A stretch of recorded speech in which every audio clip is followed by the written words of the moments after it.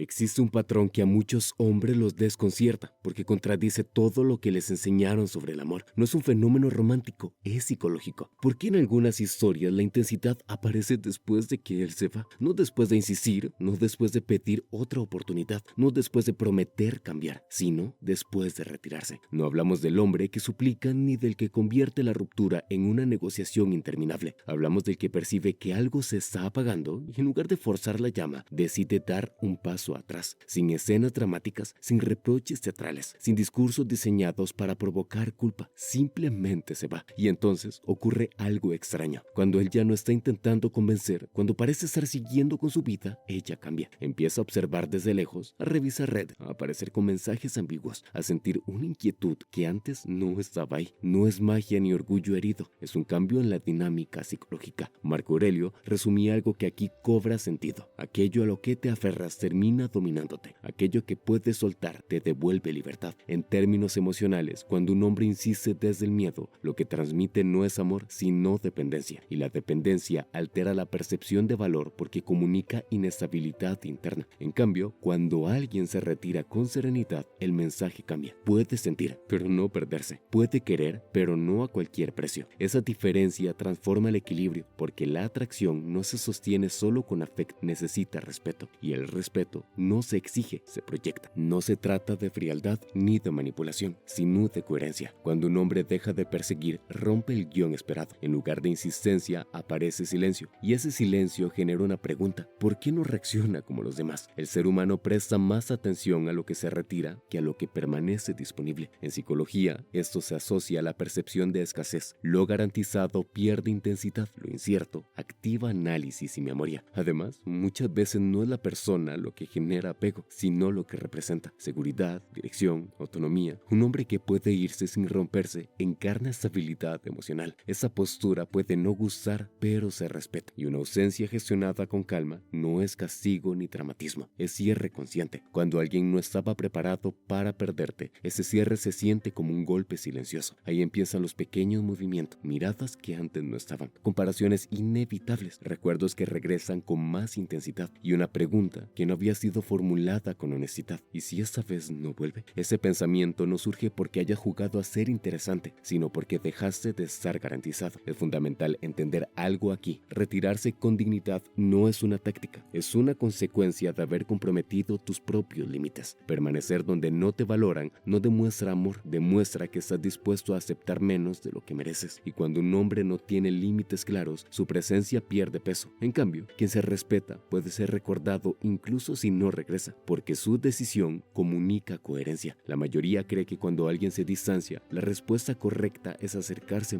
más mensajes, más explicaciones, más intentos por demostrar afecto. Pero el cerebro humano no siempre responde al exceso de disponibilidad. A veces la distancia no es señal de falta de sentimiento, sino de confusión, saturación o incluso de una sensación de control demasiado cómoda. Cuando tú sigues ahí, asegurando tu presencia, no existe riesgo real de pérdida, y sin riesgo no hay evaluación profunda. Pero cuando te retiras, se activa un proceso interno distinto. La mente comienza a reevaluar lo que tenía y ya no está. Tu figura deja de ser parte del paisaje y pasa a ser objeto de análisis. Es común que alguien no valore plenamente mientras todo está disponible. La costumbre reduce la intensidad. Lo constante se percibe como seguro y lo seguro deja de notarse. No porque no importe, sino porque el cerebro lo clasifica como garantizado. La ausencia, en cambio, interrumpe esta comodidad. Hay además un elemento más profundo: la narrativa interna. Muchas personas construyen historias inconscientes sobre su rol en la relación. Yo marco el ritmo, yo decido cuándo se acerca y cuándo se va. Cuando ese guión se rompe, no solo se altera la dinámica afectiva, también se cuestiona la identidad, y esa incomodidad genera movimiento interno. No es una cuestión de romanticismo elevado, es un fenómeno psicológico. Lo predecible se controla, y lo que se controla deja de generar tensión. Cuando alguien deja de reaccionar como se esperaba, se convierte en una incógnita, y el ser humano presta atención a aquello que no puede anticipar ni dominar. Por eso puede empezar a observar desde la distancia, no siempre movida únicamente por nostalgia, sino por necesidad